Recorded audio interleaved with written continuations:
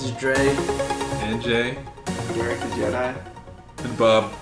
And this is The Smoking Table, episode 9. Yeah, man, we're getting up to a milestone at this point. And we actually have a way to celebrate that milestone that we're going to bring up later in the show. But first things first, we're going to start out with weed news. And last week, we didn't really get a chance to take in the Republican debate before we aired. So we decided to comment on it this week. And it was pretty funny, amazing, sad, all at the same time when it came to the world of marijuana.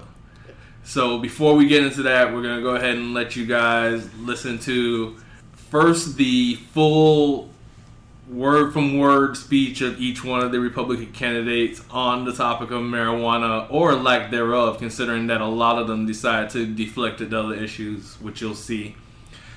And then we're also going to play a video that we found on the web, which, by the way, shout out to Ben Swan over at WGCL, let me get that right, TV in Atlanta, Georgia. It's the CBS affiliate, Channel 46, for his excellent work in debunking majority of the crap that was said during the Republican debates. We did find some other things that we're going to touch up on, but without further ado, here are the videos. Welcome back to CNN's Republican presidential debate at the Reagan Library here in Simi Valley, California. Many people on social media wanted us to ask about marijuana legalization. Senator Paul, Governor Christie recently said, quote, "If you're getting high in Colorado today, where marijuana has been legalized, enjoy it until January 2017, because I will enforce the federal laws against marijuana." Will you? I think one of the great problems and what the American people don't like about politics is hypocrisy.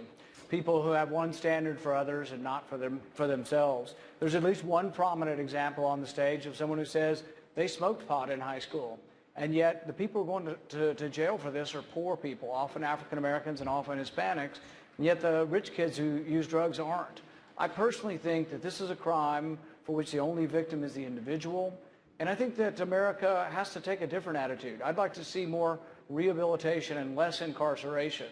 I'm a fan of the drug courts, which try to direct you back towards work and less time in jail.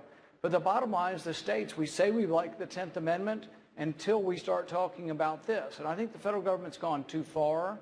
I think that the war on drugs has had a racial outcome and really has been something that's really damaged our inner cities. Not only do the drugs damage them, we damage them again by incarcerating them and then preventing them from getting employment over time. So I don't think that the federal government should override the states. I believe in the 10th Amendment, and I really will say that the states are left to themselves. I want to give the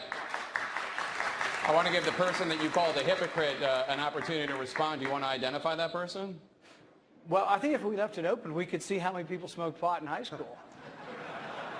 Is there somebody you were specifically thinking of? Well, you know, the thing is... He was talking about me. Yeah, I was talking That's about... what I thought, but I wanted him to say it. I wanted to make it easier for him, Yeah. Okay. and I just did. Governor Bush, please. So 40 years ago, I smoked marijuana, and I admit it. I'm sure that other people might have done it and may not want to say it in front of 25 million people. My mom's not happy that I just did. That's true. But here's the deal. Here's the deal. We have a serious epidemic of drugs that goes way beyond marijuana. What goes on in Colorado, as far as I'm concerned, that should be a state decision. But if you look at the problem of drugs in this society today, it's a serious problem. Rand, you know this because you're campaigning in New Hampshire like all of us, and you see the epidemic of heroin, the overdoses of heroin that's taking place. People's families are being torn apart. It is appropriate for the government to play a consistent role to be able to provide more treatment, more prevention. We're the state that has the most drug courts across every circuit in Florida. There are drug courts to give people a second chance. That's the best way to do this. But let me respond. The thing is that in Florida, Governor Bush campaigned against medical marijuana. That means that a small child like Morgan Hintz that has 500 seizures a day is failing on 9 traditional medications, is not allowed to use cannabis oil, and that if they attempt to do that in Florida, They will take the child away. They will put the parents in jail.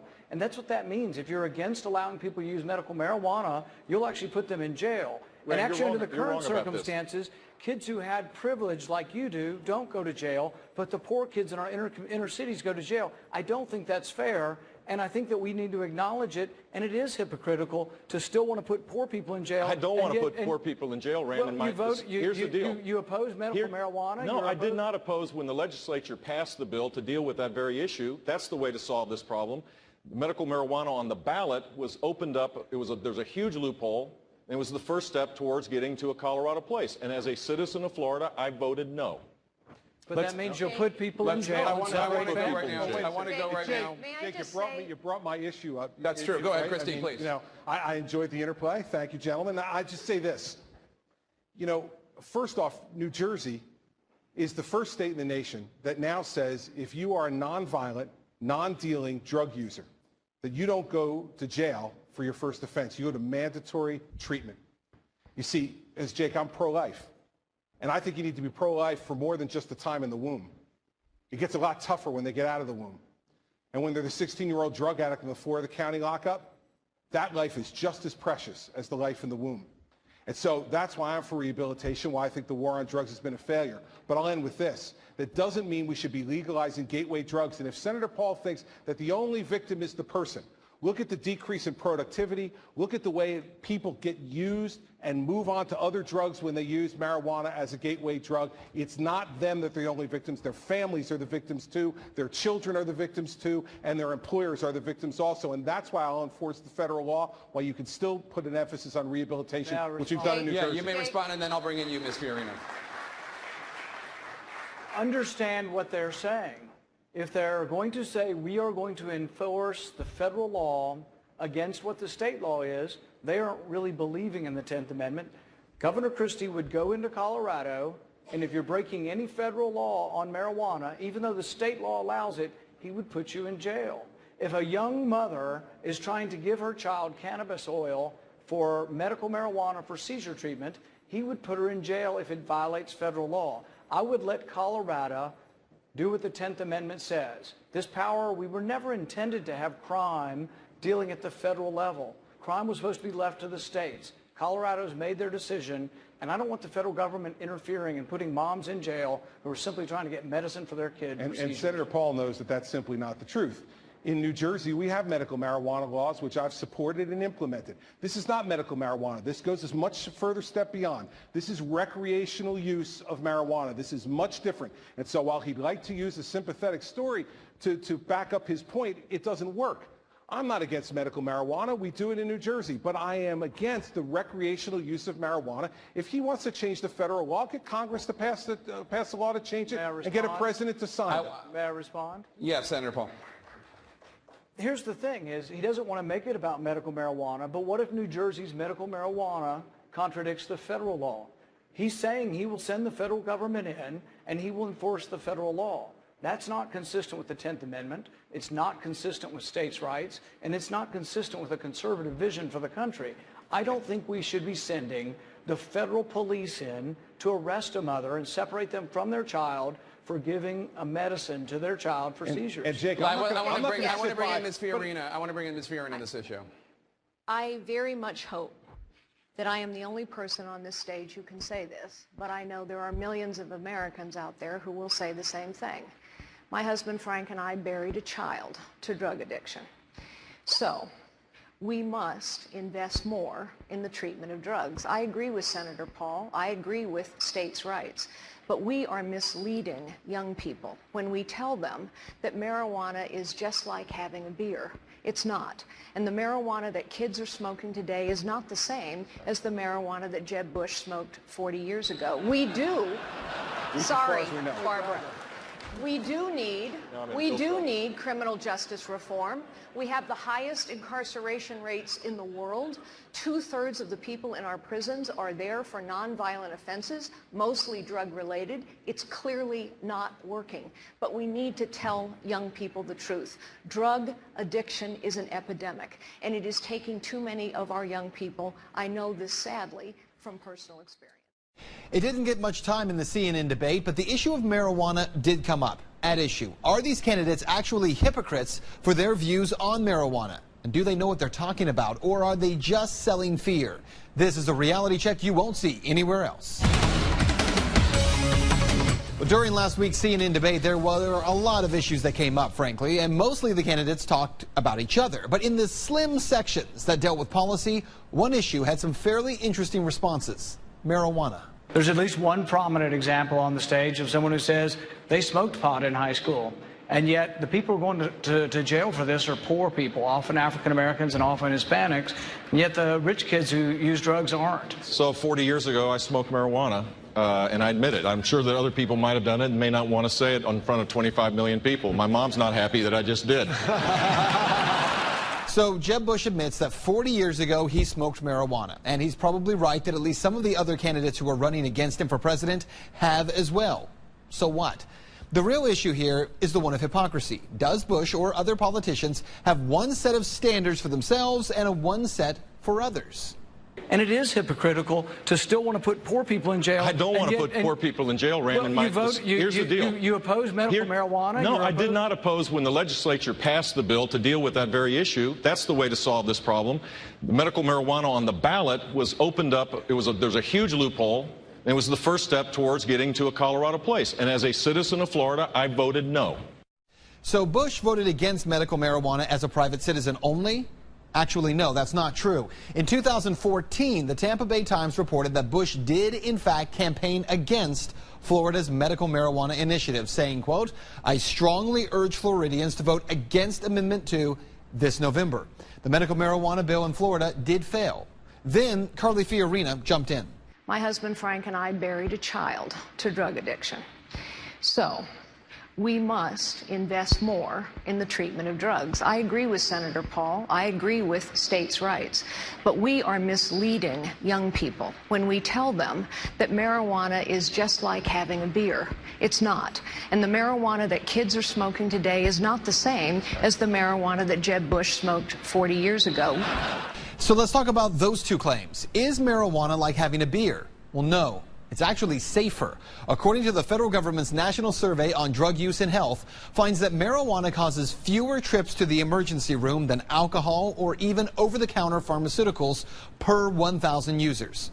Here's another. According to the CDC, 1 in 10 deaths among working-age adults can be attributed to excessive alcohol use. Alcohol poisonings account for more than 2,000 American deaths every year.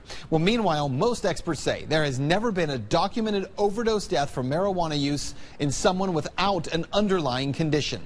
So what Fiorina says there about alcohol versus beer, it isn't true. But what is also not true, that marijuana led to the death of her daughter. My husband Frank and I buried a child to drug addiction. But that drug was not marijuana. In fact, according to Fiorina's own book, Rise to the Challenge, she claims it was her stepdaughter's struggles with alcohol, prescription pills, and bulimia that led to her death at age 35. It's at the end of the first prologue that Fiorina writes this, quote, "Lori's potential was never fulfilled, but death is not the only thing that crushes potential. What I also know is that Americans are failing to achieve their potential today."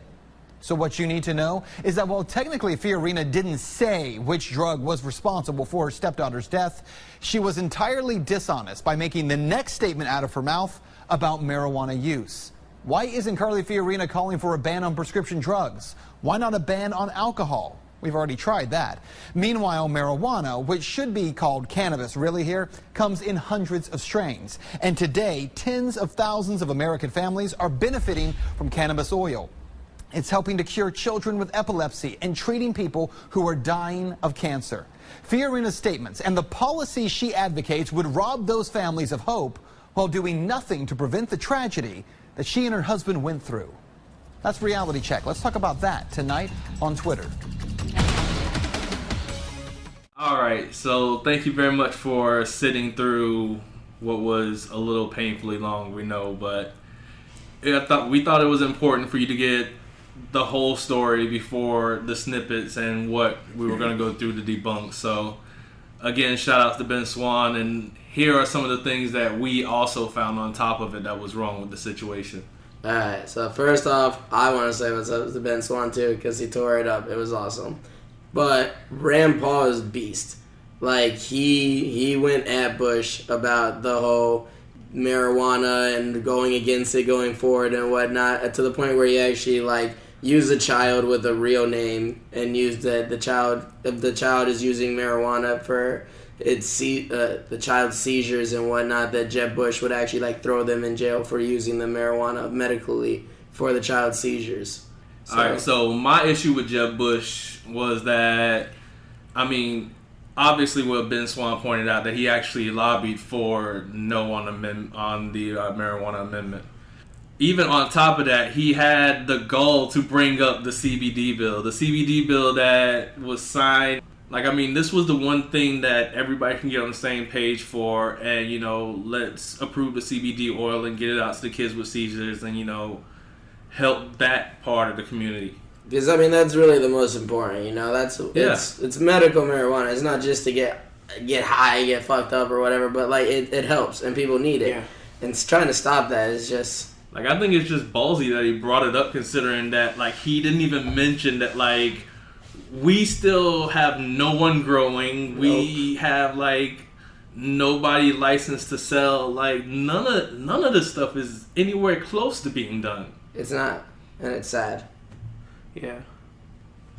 So Bush brought up the fact that, yeah, 40 years ago he smoked pot. But then in the same breath, he's saying that he doesn't want it for his state.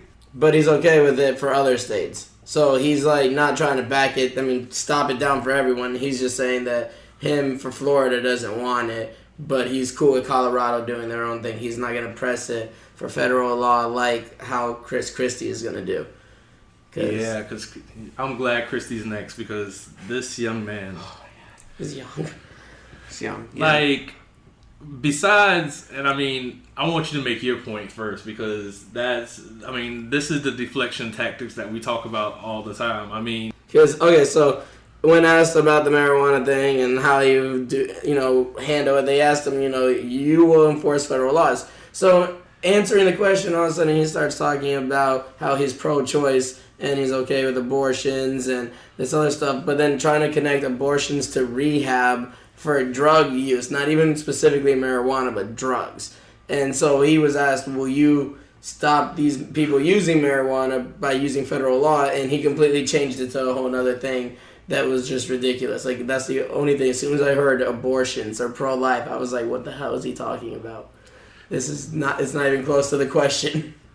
And that's the thing, because, like, I mean, the smart thing that Rand Paul did, and especially in Christie's case, is use the 10th Amendment against them.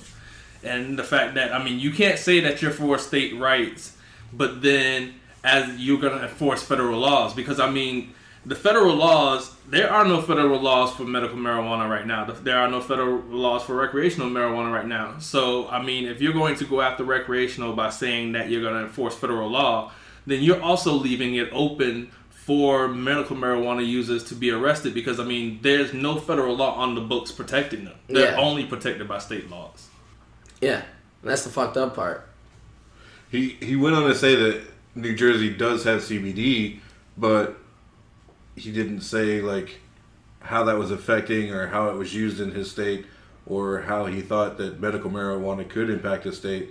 He pretty much skirted all the issues and everything that was about the main subject. The debate leader said that the main subject was marijuana, and none of the candidates really addressed marijuana. It was all passing it on to different issues or states' rights or my daughter died. And that's the other thing, just to wrap up about Christie, though, is that, and I mean, a lot of Republicans in states that have CBD bills for the simple purpose of that they can use the tactic of, in the issue of marijuana, being able to say, well, we have marijuana on the books in our state. You have marijuana on the books in your state that, props to you, does support, if it's running, some of the most vulnerable who need marijuana. But there are a list of other things that are in these CBD bills as far as symptoms that CBD oil does nothing for. Yeah. So, I mean, great that you put, 5, 10, 15 illnesses on the list, but the one illness that it's been shown to work in and show improvement in, or excuse me, there's about 2 or 3 of them right now. Those are the only ones that they're helping. So why are the other 12 to 20 people even on that list if you're not opening it up to the other uses of marijuana? They're pretty much doing it to make it look like, hey, yeah, we're on your side. We'll do this. They know that not a lot of people are going to have that symptoms or that it's going to be used for that. Yeah. But it's making them, in the eyes of some other people, think that, hey, they're doing something for us when they're really not doing anything. It's just giving you fake hope. Yeah, because you're completely disregarding the entourage effect, which proves that the other cannabinoids that are in marijuana work together as a team. You can't single those out and expect to have all of the medicinal uses. Yeah, and and that leads to more money. I mean, it's all just a fucked up conspiracy. I hate to say that because that's a crazy thing, but that's what it is. CBD oils, it's a cannabinoid. That's what it is? Cannabidiol. What he said, I can't. Okay. But going back to what Bob said earlier about the dead child, Carly Fiorina. Carly. She referenced her dead child who died from her stepchild, alcohol, and it was like alcohol, opiates, and prescription pills and bulimia. Exactly. None of those 3 things are drugs. One of them isn't even a drug. It's a disorder. It's a disorder. So, but using that and then like Ben Swan said, jumping straight into talking about marijuana, I mean, that's misleading because they're winning the people who aren't trying to get educated, who aren't trying to learn this stuff. So, someone regular sees that and they instantly think, yeah, she died of marijuana. They're not questioning it. Right. But my biggest issue with it is that you're misusing the death of your stepchild. This is something that I'm surprised more people haven't been appalled about because, yes, this is a tragedy and this is a very bad story and there is a place where it can be helpful, but nobody wants to go there. Nobody wants to go about, tighter alcohol regulation for underage or for people who have, alcoholism, getting them help and stuff like that. Right now, a lot of places are still, where you have to want to help yourself. You have to admit yourself. Yeah. But the prescription pills epidemic as well. Those are conversations that need to be had, and those are conversations where that tragedy would be powerful. In the marijuana realm, unfortunately, it sounds like propaganda, and it's wrong because it is a tragedy that really did happen. Yeah, I completely agree with you that it's a tragedy, and the way she used it is misrepresentative of what actually happened. She makes it sound like her 5-year-old daughter got a hold of some marijuana and died, and what actually happened is her 35-year-old daughter had a mental issue as far as bulimia goes and tried to self-medicate with alcohol and opiates. So she's really passing off the issue, and like I said, the candidates weren't really addressing the issue at hand and speaking on what their states or what they had plans for as far as medical marijuana goes, and that was the subject at hand. I was really kind of appalled at the use of the death of her daughter. As far as it was almost like the same commercial we saw back in the 80s with 2 eggs in the frying pan. Oh my god! This is your brain, and this is your brain on drugs. That lady was crazy. It made you scared. It made you scared to explore drugs or go down that route, and you shouldn't be scared about it, but you should be knowledgeable about it. Exactly, because everything is about either fear or knowledge, and if you fear something, you're going to be against it, or to fear something is to try to destroy it. When you have knowledge of something, then you find out how you can use it. Yeah. So, out of all the politicians, the Republicans that talked that night about not only just the marijuana thing, but overall, who do you like? The funny thing about it is that I think that at least on the marijuana issue, Carly Fiorina did the absolute worst. but most news outlets are calling her as winning the debate. I mean, I've watched the debate for myself. I mean, I like Rand Paul just because Rand Paul is Rand Paul. I mean, he's not your typical conservative Republican. You know, he's the person who's trying to mend the lines. Yeah. And I mean, I'm going to vote for that candidate on either side of the aisle. Yeah. You know, to me, it's all about who's bringing the country together. Not trying to fight or take it apart or be in charge of it, just trying to get us united. Exactly. I feel the same way about Rand Paul. I like him. I like the way he does it. Like, just the fact that he's just straight out with it and says it and does not care, gives no fucks. I like him.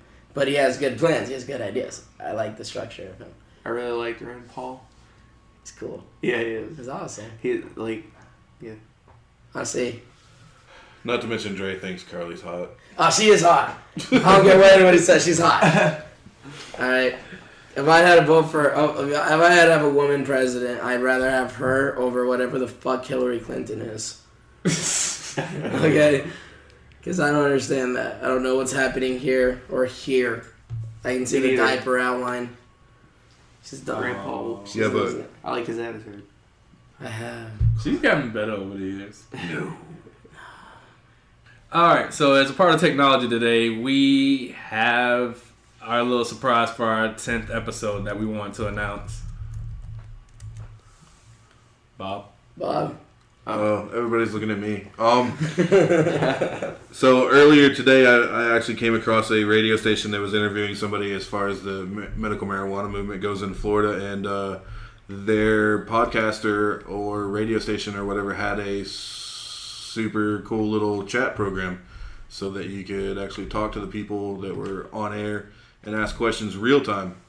So I posed it to the guys and think maybe it'll be a good idea to have our listeners real time while we're recording ask us questions and we can answer them, and then you'll be interactive and actually a part of the process and a part of the podcast itself. So I guess we're going to be recording next Wednesday. Mm-hmm. I couldn't tell you the date. Next Wednesday at 9 p.m., which would be September 30th. Oh, are we doing this live? Yes, Yeah. September 30th. Oh, dude. So the 30th, we're going to record live and try and answer any and all questions, and hopefully have the users or not users, well, most of you are users, but the listeners actually be interactive and kind of feel a show with that. That was a late laugh on what you said. I got it. Users. So yeah, we're gonna share it on the Facebook, Tumblr, Yeah, hopefully we'll have WordPress. Hopefully we'll have updates by the weekend, and you can set up an account ahead of time if you want to, or you can do it anonymously if you really want to be a dick and mess with us. But either which way. And we'll also hopefully be advertising on Twitter. Oh yeah, Twitter account's coming. But for anybody who's going to listen at night, I do want to give a word to the wise. Although we have gotten a little bit better, we've also gotten a lot better at editing. So enjoy the outtakes live. There you go. Yeah, I like outtakes. I do too. All right, so that was technology. Now we're gonna move on to sports. Beep beep. Sports. Touchdown. So 2 things became apparent this weekend, or at least on Sunday. One, football Jesus really does exist. He does. And 2, he really is coming back, because something apocalyptic happened on Sunday when the Jags, the Browns, the Bucks, the Raiders, and the Redskins all won on the same day for the first time in history. In history, it's never happened. It's amazing. It's like the 5 worst teams. Yeah, this isn't even like just the NFL. This is like before the merger. Like, I mean, apparently before the merger, the Raiders and the Browns never won on the same day. No, it's insane. All right, so and the crazy part is that these 5 teams, they actually had games that were really close. like the Jags and the Dolphins, they were at 20, like tied at 20 for like almost 3 quarters until the Jags pulled ahead by like a field goal. The Bucs, they beat Drew Brees in New Orleans. That's amazing. Did I say New Orleans wrong? In the Superdome. New Orleans. Doesn't matter. Crawdad. Doesn't matter. Okay. So, yes, the Bucs beat. And Jameis Winston was so happy afterwards. He's like, I got to meet Drew Brees. He was excited about it. It was awesome. All right. The Raiders actually beat the Ravens, which the Ravens are 0-2 right now. The Saints are 0-2. It's like the bad teams are replacing the good teams, and the good teams are becoming the bad teams. Even though last season the Saints had a rough start anyways, and they still had a rough start. They didn't do good at all last season. Now, the one team that didn't struggle on Sunday was the Redskins. It was the one team that should have struggled because, I mean, things don't look too good for RG3 when Cousins is beating the the Rams 24-10. Cousins is awesome. I like Kirk Cousins.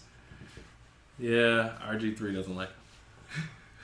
He doesn't. But that doesn't matter. No one cares who RG3 likes. I don't like RG3. I'm with Jay Gruden on that. It's like, dude, I don't feel RG3. I feel the commercial coming, so while it's in my head, I'm going to go ahead and announce it so that when you see it, you know that it came here first. There's definitely going to be a Snickers commercial with Kirk Cousins, where it's going to be like, here, Cousins, eat a Snickers. Why? Because you play like RG3 when you're hungry. Oh, shit.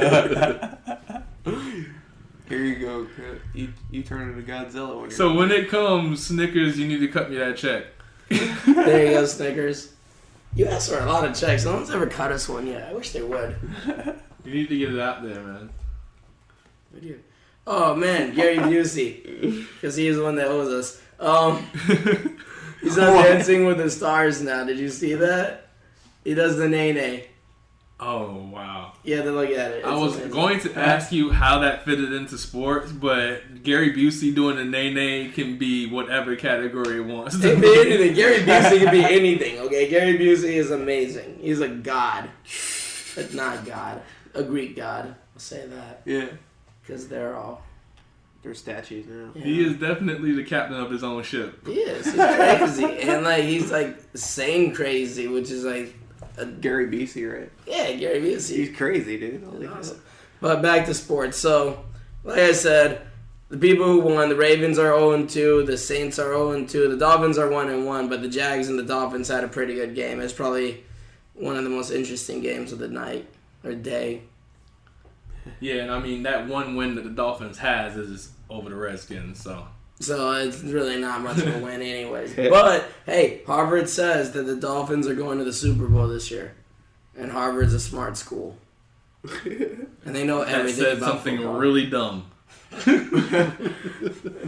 Both the Dolphins and the Seahawks, because the Seahawks are off to a great start. All right, so now I'm done with sports. Let's over to entertainment. All right, so entertainment is more of a play on words for this section because it's just something that has to do with entertainment that we found entertaining because apparently Sands has decided to pull itself out of the way of the deal that it was trying to work with Florida to put a casino into Florida, a Vegas-style casino into Florida. I would have loved that. Now, for people in the marijuana community, the Sands name rings true because of their chairman, Mr. Sheldon Adelman. People who remember Sheldon Adelman remember that he pumped $5 million into the No on Amendment 2 campaign back in 2014. Now, entertain me if you will, because my conspiracy theory on this is that Adelman scratched Florida's legislature's back and didn't get his back scratched back.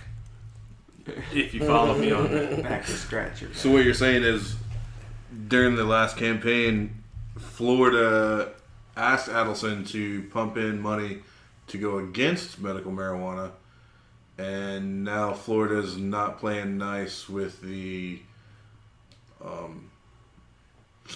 casino type deal, so we're not going to see more money pumped into anti-medical marijuana in 2016?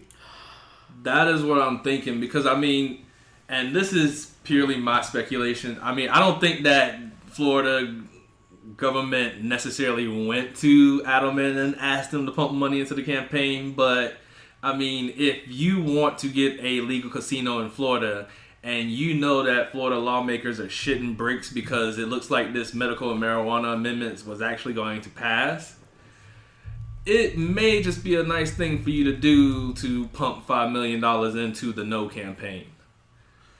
But unfortunately, Florida's still dealing with the renewal of the Seminole Compact for the Seminole tribes to continue to have blackjack. So the Sands deal isn't looking like it's going to be voted on anytime in the near future, which is why they went ahead and pulled it out. What is the Hard Rock? Hard Rock is Seminoles. But it's The Seminole tribe of Florida owns the Hard Rock Cafes. okay, gotcha. Yeah, So the Hard Rock Casino is owned by the Indians, so we can't say no to them anyways. Cause Essentially, they can do whatever they want. they can do whatever the fuck they want. All right, so maybe he needs to hook up with some Indians. That's what Uncle Sam gave them because we came in and took their land. Damn, Indians get to do whatever the fuck they want. Yeah. Casting call, since it's the 50th year anniversary for the Super Bowl. I thought it would be a good idea to have like the Super Bowl of all Super Bowl halftime shows, since majority of people watch only the halftime show. And my original idea was to have all 50 performers or performances happen again in like real fast time, but since like 60% of them have died, that can't happen. So take the biggest moments of Super Bowl history, halftime show history, and combine them all into a 15-minute show. It's gonna be fucking amazing. Alright, so it's gonna start off with Janet Jackson and JT on stage, because I'm like, everyone talks about this moment, so let's start off with it, because it's gonna be awesome. So they come on, they do their little dance routine real quick for like 30 seconds, and then boom, flashes her tit again. Right? We know it's gonna happen, so we just get prepared for it. If they want to bleep it out or whatever, or you set your DVR and watch it. Yeah, because there were so many people who didn't see it the first time. And if you didn't see it live, or you didn't have a TiVo or one of these super expensive DVRs back in that day, you missed it. You missed it. And it's not the same one looking at pictures or there was watching no video. internet. These were the days before seeing something on TV and 5 seconds later it's on the internet. Yeah, it didn't work like that. The internet didn't work like that. No. I think I was using floppy disk then still. I was like in 3rd grade. Yeah. Fuck you, man. Alright. So then Madonna and Beyonce both performed at the halftime show. So I was thinking they perform again, but together. And while Prince is playing Purple Rain in the background, Beyonce and Madonna are making out in the front. I don't know how many people want to see that, but I'd rather see that than when she made out with Britney Spears. Yeah, because that was gross. Christina Aguilera. Oh yeah, Britney Spears is gross. Yeah, she's Yeah. I wouldn't kick her out of bed for eating crackers.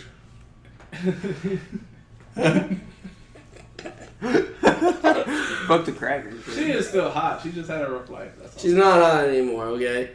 She's trying to wear the same clothes she wore in the 90s now, and it's not working for her. Britney Spears, Jessica Simpson was drunk. Jessica Simpson was drunk on QVC the other day. Nuh-uh. Selling her clothing like she was shit-faced drunk. Oh, these jeans will look so good. You know who wears good jeans? Ashley. Ashley wears great jeans. She's always wearing these beautiful jeans with her shirts, and these jeans will go great. She likes gray, and she kept rambling like that, and thought it was amazing. So this all has to keep happening at the same time. So Janet Jackson and JT are still dancing. Madonna and Beyonce are still making out while Prince is playing. Katy Perry's coming from the end zone on a giant fucking lion, performing. Bruno Mars is out there with his whole... Bruno Mars is the band's name too, by the way. It's not just solely his name. I found that out the other day. Nuh-uh. Yeah, like 2 days ago, I realized Bruno Mars is the group's name. No shit. Yeah, I'm like, what? Those motherfuckers don't do anything but dance. Wait, So, what? they're like the Pussycat Dolls. Bruno Mars. You got the lead There were singer. like 80 people in the Pussycat Dolls. like Bruno Mars is And they were all one person who sung. more attractive than Nicole. Shit singer. Shit singer. Yeah, shit singer. Did you say Bruno Mars is a group? Yeah. What? Yeah, it's not just one person. Oh my god. It's a group. That's amazing. Yeah, I know, right? Okay, so Bruno Mars is playing and whatnot, looking all coked out and everything like he normally does. And then giant Pepsi cans are flying through the air, people. Like, instead of T-shirts, they're launching Pepsi cans because, you know, Pepsi's sponsoring all this. And then U2, just because he's Bono, and he was at a Super Bowl once. And I like U2. Their music's really good. And then the grand finale of this whole thing, remind you, everything's still happening at once. Everything turns black. Light hits the stage. Fog comes up as you see a body coming up through the little escalator thingy in the bottom. It's Michael Jackson's skeleton attached to two people, reenacting the entire music video of Thriller. Like a puppet. While this is happening, everyone else stops their show and comes over and starts doing Thriller with them. Even the lion fucking hops like goes up, robotic lion doing Thriller. Alright? All this happening at once on the middle of the stage, on the middle of the field. I thought you were going hologram. You really gonna dig up Michael Jackson's body? I'm digging up his body. Fuck the hologram. I don't have money for that. You know how cheap it is to go dig up someone's body compared to pay for a hologram? I feel you. Hologram's been done too. So I mean, if this is gonna be the greatest show, then I mean, I guess you gotta go. So you can just full-blown. puppet it? Yeah, they don't puppet it. Oh my god. One person on one Are side. you just going to be on top of the show? No, you're gonna the stage? No, dude, I can't do that. Why? Oh, you're talking about being a real puppeteer, dude. Yeah. No, the size equivalence doesn't work. I can't be a puppeteer for my. It's fucked up, man. I want to be there with them. But you're going like full blown Weekend at Bernie's with it. Yep. Like just Yep. Hardcore. Taking arm to arm, leg to leg, both sides, doing the whole thing. You yourself? Yep. Well, me and my another God. person. I can't do it by myself. Well, how are you going to hold up the head? I can't sign up for that. I'll sign up for it. I'll do I it. know I'm not as tall as Yeah. You you. run a piece of PVC through the head. Boom. There you go. I'm not as tall as you. Wait. We'll figure it out. I'm not as tall Okay. as Michael Jackson either, so we got it. Oh, shit. So you run a piece of PVC and then what? Duct tape it to like a cap? Yeah, like So to a that- cap. So like it's attached to the back of our head. So we're going like this. His head is also. Are we really doing this right now? All right. So yes, that is our show. 9th episode. I thought it was awesome. It was amazing. It was the best show on earth, man. Be sure to check out the WordPress, Definitely get Tumblr, Facebook, and be sure to look out for our Twitter that we will attach once we go ahead and get it up and running. Don't forget to tune in on Wednesday at 9 o'clock, Wednesday, September 30th, At 9 o'clock. for our live chat. Be a part of the show. Jump in. Tell us how amazing we are. Oh, people are going to... Or how crazy we are. Or be Rip crazy on me. with us, because crazy in numbers always works. All right. So there you go. Have a good night, everybody. All right, good night. Good night. Good night. Meow. And I also wanted to mention to everybody that we are going to start circulating petitions for Regulate Florida. We are in the North Tampa area. We will post on our Facebook the locations, but we are in the works of getting that petition spread around. We will go ahead and do all the legwork for you. We will collect the petitions and go ahead and send them in. All we ask is that you come out and support and sign one.